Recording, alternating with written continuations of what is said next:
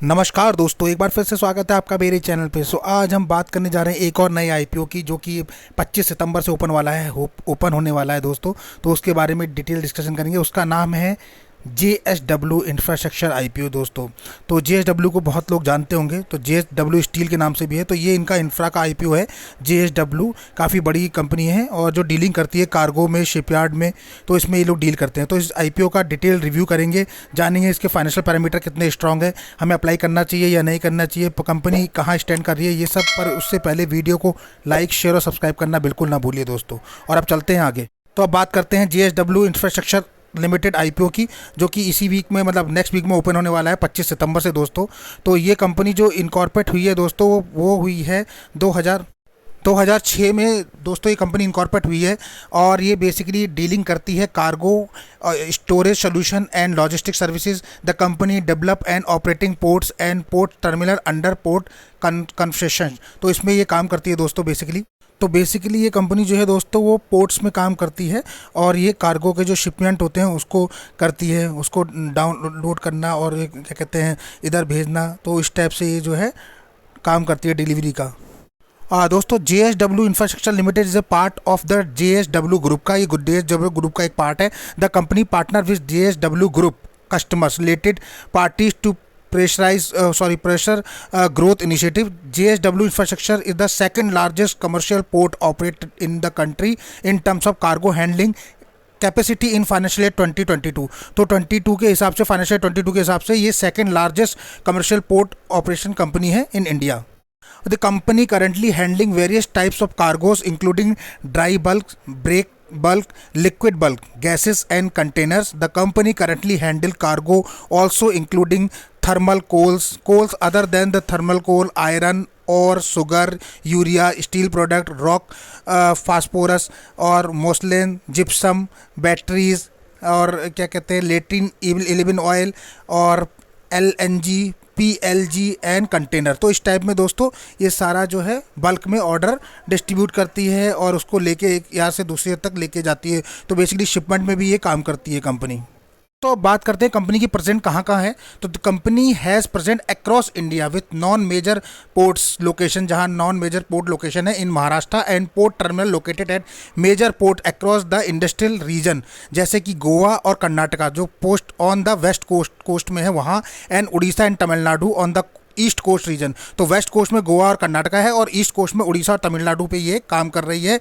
JSW infrastructure international present including 2 terminals at fusion and ढाबा in the UAE।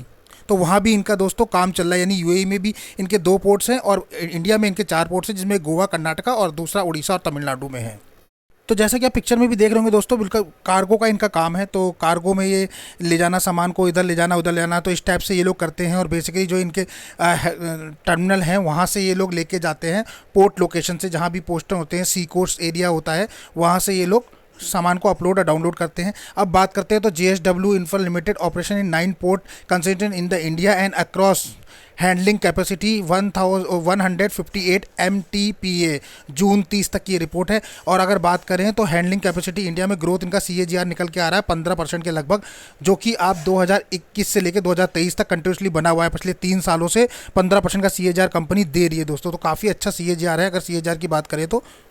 अब दोस्तों JSW infrastructure का IPO का अगर बुक वैल्यू की बात करें और कितना इसका इशू साइज होने वाला है, तो 2800 करोड़ का ये आईपीओ साइज है। काफ़ी बड़ा आईपीओ साइज है। अगर इस क्वार्टर की बात करें तो सबसे बड़ा आईपीओ मुझे लगता है यही है, जिसका टोटल इशू साइज 2800 करोड़ होने वाला है दोस्तों। तो काफ़ी बिग आईपीओ का साइज है इसका। अब बात कर लेते हैं इसमें डेट्स क्या क्या होने वाली है। तो दोस्तों बेसिकली ये जो है 25 सितंबर से ओपन होने वाला है और 27 सितंबर तक आपके लिए अवेलेबल रहेगा। फेस वैल्यू जो रखी गई है वो ₹2 पर शेयर रखी गई है। प्राइस बैंड की बात करें तो कंपनी ने प्राइस बैंड जो है 113 रुपये से 119 रुपये पर शेयर रखा हुआ है और हमें करना है कट ऑफ प्राइस पे अप्लाई, तो यानी कि 119 हमें चूज़ करना है।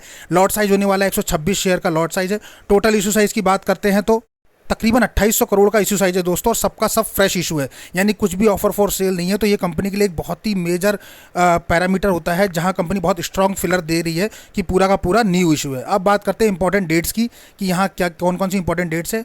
तो JSW का जो आईपीओ ओपन होने वाला है दोस्तों, वो 25 तारीख को यानी कि मंडे को ओपन होगा 25 सितंबर को। आईपीओ क्लोज हो जाएगा 27 सितंबर को वेडनेसडे को।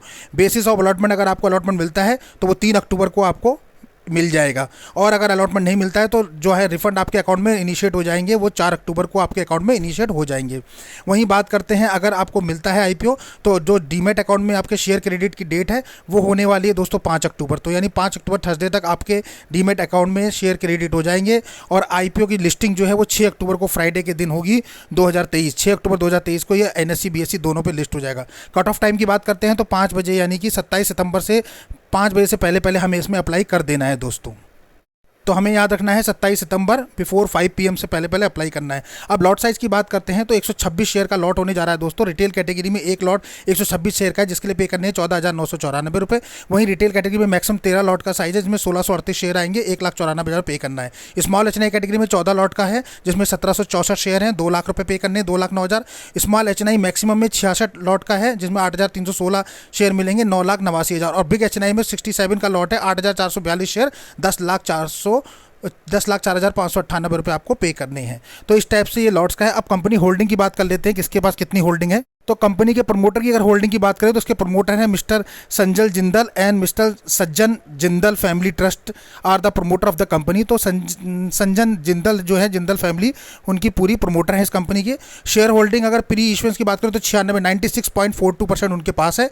और उस अभी तक पोस्ट कितनी डायलूट हो जाएगी और कितनी बचेगी ये कहीं भी दिख नहीं रहा है दोस्तों, तो ये यहाँ पता नहीं चल रहा हमें। तो 96% अभी उनके पास है। वहीं बात करते हैं रिजर्वेशन कोटे की, तो QIB को दिया गया है 75% का पोर्शन, यानी QIB के लिए काफ़ी अच्छी अपॉर्चुनिटी मिल गई है। एचएनआई पोर्शन 15% रखा गया है, यानी एचएनआई जो है 15% इसमें अप्लाई करेंगे, मतलब 15% का पोर्शन है। और रिटेल कैटेगरी के लिए 10% रखा गया है। तो रिटेल के लिए 10% है, वो काफ़ी है, बट मुझे लगता है क्योंकि आईपीओ का साइज 2800 करोड़ काफ़ी बड़ा है, तो 10% भी काफ़ी अच्छा रिटेल को इसमें पार्टिसिपेट करने का मौका मिलेगा। अब बात कर लेते हैं कि कंपनी के प्रॉफिट लॉस की, और देख लेते हैं कि कंपनी फाइनेंशियल पैरामीटर पे कितनी स्ट्रांग है दोस्तों। तो फाइनेंशियल पैरामीटर पे जो हम रिव्यू करने वाले हैं दोस्तों, वो लास्ट 4 ईयर का करने वाले हैं, 2020 से लेकर 2023 तक का। तो 20, 21, 22, 23 4 ईयर का हम देखेंगे। तो सबसे पहले हम बात करते हैं एसिड की, कि कंपनी के पास एसिड कितने थे। तो 2020 में जो कंपनी के पास एसिड थे दोस्तों 7,191 करोड़ के थे, जो बढ़ के 21 में 8,254 में, 22 में 9,429 हुए और 2023 में 9,450 हो गए। तो दोस्तों कंपनी ने इंक्रीजिंग ट्रेंड दिखाया है। एक्सीलेंट कैटेगरी दी है एसिड में इंप्रूवमेंट दिखा रही है कंपनी। रेवेन्यू पीस की बात करें तो वहीं 2020 में अगर स्टार्ट करें तो 1237 करोड़ था, 21 में हो गया 1678 करोड़। वहीं बात करें 2022 में तो 2378 करोड़ के लगभग पहुंच गया था। और मार्च 2023 की बात करें क्लोजिंग में तो 3372 करोड़ लगभग रेवेन्यू भी काफ़ी अच्छी ग्रोथ दिखाई है। एक्सीलेंट कैटेगरी में रख सकते हैं हम इसे। प्रॉफिट आफ्टर टैक्स की बात करते हैं तो 196 करोड़ का था 2020 में। वहीं बात करते हैं बढ़ के जो है 2021 में हो गया 196 से 284, उसके बाद 22 में हो गया 284 से 330 करोड़ और 330 से हो गया 750 करोड़ के लगभग। वेरी एक्सीलेंट कैटेगरी कह सकते हैं 2023 तक प्रॉफिट आफ्टर टैक्स। तो ये भी पैरामीटर काफ़ी स्ट्रॉन्ग इंडिकेशन दे रहा है कंपनी का। नेटवर्थ की बात करते हैं तो वो 2488 करोड़ था 20 में, 21 में हो गया 2800 और 22 में हो गया 3212 करोड़ और 23 में हो गया 3934, यानी 3,964 करोड़। काफ़ी अच्छा रहा। रेवेन्यू सरप्लस की बात करें तो वो भी कंपनी पे अच्छा है। 20 में था कंपनी के पास 2,486 और 23 तक हो गया 3,645 करोड़। तो काफ़ी अच्छा है रेवेन्यू सरप्लस। बोरिंग की बात करें तो वो पीस भी थोड़ा सा कंपनी का बढ़ रहा है। 3,102 करोड़ का बोरिंग था 20 में, 21 में बढ़ के 3,945 करोड़ हुआ, 22 में 4,400 करोड़ हो गया और 2023 में 4,243 करोड़। थोड़ा सा बोरिंग कम करा है 2023 में 2022 के मुकाबले, जहाँ 4400 था वहाँ 4200 कर दिया, 200 करोड़ के लगभग डिक्रीज किया है। पर फिर भी बोरिंग एक कंसर्न है दोस्तों। और मुझे लगता है कि जो है कंपनी के ऑल फाइनेंशियल पैरामीटर काफ़ी स्ट्रांग है। अगर हम इसमें रिव्यू करना चाहें और देखें तो फाइनेंशियल इंडिकेशन काफ़ी स्ट्रांग हमें फिलर दे रहे हैं, because all financial are looking good. अगर आप एसिड की बात करें, रेवेन्यू की बात करें, प्रॉफिट आफ्टर टैक्स की बात करें, नेटवर्थ की बात करें, रिजर्व और सरप्लस की बात करें, तो सब के सब एक्सीलेंट है सारे। बस सिर्फ एक बोरिंग पार्ट है जिसमें कंपनी थोड़ा सा बोरिंग को इंक्रीज कर रही है, पर उसे भी उन्हें लास्ट ईयर से डिक्रीजिंग करना शुरू कर दिया है। पर बोरिंग एक ऐसा कंसर्न होता है दोस्तों जो कि निगेटिव इंपैक्ट डालता है अपने स्टेक होल्डर पे, अपने इन्वेस्टर पे। सो बोरिंग जहां भी होता है, देखेंगे आप पहले साल में देखिए, दूसरे साल में देखिए, तीसरे में और ये चौथे में देखिए। तीसरे साल के 2022 से लेकर 2023 के बीच की बात करें तो बोरिंग में कंपनी ने कंट्रोल किया है। पर 20, 21, 22 तीनों सालों को अगर हम देखेंगे तो इंक्रीजिंग ट्रेंड रहा है। आप देख रहे होंगे तीनों सालों में इंक्रीजिंग ट्रेंड है। 3,102, फिर 3,945, फिर 4,400, काफ़ी ज़्यादा बोरिंग इंक्रीज हुआ है। लेकिन अब पिछले साल से कंपनी ने बोरिंग डिक्रीज करना शुरू किया है, तो मुझे लगता है कि इस आईपीओ के बाद बोरिंग और डिक्रीज हो जाएगा। कंपनी ने जो आईपीओ निकाला है उससे मुझे लगता है कि कंपनी काफ़ी हद तक इस बोरिंग को भी रिड्यूस करेगी। तो 3 ईयर्स की अगर हम देखेंगे तो 3 ईयर्स में काफ़ी अच्छा इन्होंने इंक्रीज़ किया था, लेकिन लास्ट 1 ईयर में अब कंपनी डिक्रीजिंग पे आ गई है बोरिंग पार्ट्स पे। तो दोस्तों ये केवल कंपनी का बोरिंग ही एक कंसर्न एरिया है, बाकी कंपनी बहुत स्ट्रांग है, तो हम इसे लॉन्ग टर्म में भी कंसीडर कर सकते हैं इस कंपनी को, ऐसा नहीं है, बिकॉज लॉन्ग टर्म में। और जेएसडब्ल्यू का नाम तो हर कोई जानता है, पहले भी कंपनी का आईपीओ आ चुका है, ये आईपीओ काफ़ी दिनों के बाद आ रहा है दूसरे सेगमेंट का इसका। तो क्योंकि जेएसडब्ल्यू स्टील का आईपीओ आया, आपको पता ही होगा कितना बेस्ट रहा है वो, और अब देखिए काफ़ी दिनों के बाद कंपनी ने काफ़ी सालों के बाद ये आईपीओ लॉन्च करा है। तो मुझे लगता है फाइनेंशियल पैरामीटर पे कंपनी पे कोई डाउट नहीं है, फाइनेंशियली बहुत स्ट्रांग है, तो लॉन्ग टर्म में भी हम इसे कर सकते हैं और लिस्टिंग गेन के लिए भी कर सकते हैं। पर भाई हमें देखना पड़ेगा कि ग्रे मार्केट में क्या डिमांड है, जिसके बेस से हमें ज़्यादा से ज़्यादा लिस्टिंग गेन मिल पाए। पर क्या है कि जो बोरिंग पार्ट होता है ना, वो बड़े इन्वेस्टर पे भी निगेटिव इंपैक्ट डालता है, it's giving negative impact to investors. तो इन्वेस्टर को थोड़ा सा लगता है कि यार कंपनी का बोरिंग ज़्यादा है, तो हम अप्लाई करें या नहीं करें, या कंपनी बोरिंग को इंक्रीज़ कर रही है या डिक्रीजिंग ट्रेंड में जा रही है, कब से जा रही है, वो सब देखना होता है। बाकी की परफॉर्मेंस इंडिकेटर की बात करें तो मार्केट कैप है 24,990 करोड़, काफ़ी अच्छा मार्केट कैप है। और ईपीएस की बात करें तो 4.12 है, और RONW 18%, 18.80 यानी 19% के लगभग है, काफ़ी अच्छा है। तो रिटर्न ऑफ नेटवर्थ काफ़ी अच्छी है, 19% बहुत अच्छा है। अब बात करते हैं ऑब्जेक्टिव ऑफ इशू। ऑब्जेक्टिव क्या है कंपनी का? तो दोस्तों प्री पेमेंट और रीपेमेंट इन फुल और पार्ट और all portion of क्रेटन outstanding boring through investment in the वोली ओन सब्सिडी जेएसडब्ल्यू। तो ये जेएसडब्ल्यू जो है अपने ओन सब्सिडी और जितनी भी बोरिंग्स ली है इन्वेस्टमेंट में, वो सबको ये क्लियर करना चाहता है। दूसरा इसका है financial capability index requirement through investor in the wholly owner subsidiary JSW ports limited to provide expansion upgradation work and expansion of LPG terminal project, setting up an electric substation और purchasing the installation of digger।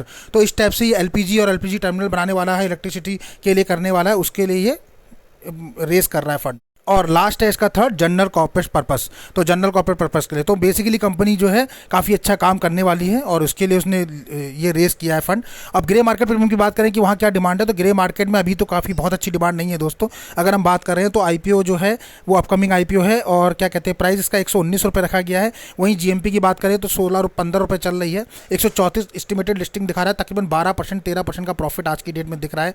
Fire rating की बात करें तो 5/3 है। IPO का size काफ़ी बड़ा है, 2800 करोड़ का आईपीओ है, जैसे पहले भी हमने बात किया है। आईपीओ की ओपन डेट की बात कर लें तो ओपन डेट जो है वो 25 सितंबर को होने वाली है। वहीं आईपीओ की क्लोज डेट की बात करने वाले हैं तो 27 सितंबर को है। बेसिस ऑफ अलॉटमेंट आपके आ जाएंगे 3 अक्टूबर को, और एनएससी और बीएससी दोनों पे लिस्टेड हो जाएगा 6 अक्टूबर को ये। तो इस टाइप से इसकी डेट्स है। अब बात कर लेते हैं कि पर लॉट पे हमें क्या प्रॉफिट मिल रहा है अगर हम इसमें अप्लाई करते हैं आज की डेट में, और मुझे लगता है कि अभी ये बढ़ेगा। तो इसका क्योंकि जीएमपी तो दोस्तों हर 1 घंटे में 2 घंटे में चेंज जाती है, तो रफली जो हम देख रहे हैं वो 126 शेयर का लॉट है, 15 रुपये जीएमपी आज की डेट में, तो 1890 रुपये पर लॉट पे प्रॉफिट दिखा रहा है। यानी 14,990, 15,000 रुपये देने के बाद 1890 रुपये में मिल रहे हैं, यानी 16,890 रुपये पहले ही दिन हमें अपने पोर्टफोलियो में देखने को मिलेंगे 15,000 इन्वेस्ट करने के बाद। तो अभी तो ठीक चल रहा है, अभी देखते हैं। और मुझे लगता है कि लिस्टिंग गेन जो है इसमें अच्छा होगा, और क्योंकि क्या है कि अभी अभी लिस्टिंग गेन जो है बहुत ही जल्दी है, तो अभी तो लिस्टिंग गेन जो है बहुत लो दिखा रहा है, पर हमें वेट और वॉच करना है अभी इसमें, और देखना है कि आगे कैसा रहेगा, तो उसके बाद ही हम अप्लाई करेंगे। तो अभी इसमें भी हमें 3 डेज़ मिलेंगे, तो हम पहले दिन के बाद ही कोई भी डिसीजन ले पाएंगे कि हमें इसमें अप्लाई करना है या नहीं करना है। तो अभी हमें सिर्फ वेट और वॉच करना है कि इसमें क्या है। एटलीस्ट हम तब अप्लाई करेंगे जब हमें प्रॉफिट 25 to 30% के बीच में दिखेगा, यानी हमारा जो बेंचमार्क है वो 25 to 30% अगर हमें लिस्टिंग गेन मिल रहा है तभी हम अप्लाई करते हैं, अदरवाइज हम उस आईपीओ को रहने देते हैं। पर ग्रे मार्केट भी एग्जैक्ट नहीं बताता दोस्तों, पर फिर भी बहुत सारे फाइनेंशियल पैरामीटर और वो भी हमें कैरी करने होते हैं, वो भी देखने होते हैं। तो इस कंपनी की अगर बात करें तो यहाँ इस आईपीओ का जो है फाइनेंशियल पैरामीटर बहुत स्ट्रांग है दोस्तों। तो इस आईपीओ के फाइनेंशियल पैरामीटर स्ट्रांग होने की वजह से, और कंपनी भी काफ़ी अच्छी फेमस है, उसकी वजह से भी हम अभी देखेंगे और अपना मन बनाएंगे कि इसमें हमें क्या करना है। We kept the long term के लिए भी हम इसको रख सकते हैं, इस शेयर को अगर कुछ लोग लॉन्ग टर्म के लिए रखना चाहते हैं तो वहाँ भी हम रख सकते हैं। पर लिस्टिंग गेन के लिए अगर हमें इसे अप्लाई करना है तो हमें अभी अपनी स्ट्रेटेजी बनानी पड़ेगी। तो हमें देखना पड़ेगा कि आफ्टर 1 डे सब्सक्रिप्शन, जो पहला दिन सब्सक्रिप्शन निकल जाएगा, उसके बाद हम डिसाइड करेंगे कि हमें क्या करना है इसमें। तब तक के लिए हमको वेट और वॉच करना है, और फिर डिसाइड करेंगे हम कि हमें अप्लाई करना है नहीं करना है, और फर्स्ट डे में इसने क्या रुझान दिए हैं, कितना सब्सक्रिप्शन आया है, और इसका ग्रे मार्केट भी तब तक अप जा रहा है नहीं जा रहा है, क्योंकि अभी 2-4 दिन और बचे हैं। तो आपको हमारा वीडियो कैसा लगा? वीडियो को लाइक शेयर और सब्सक्राइब करना बिल्कुल ना भूलिए। मिलते हैं अपने अगले वीडियो में, तब तक के लिए।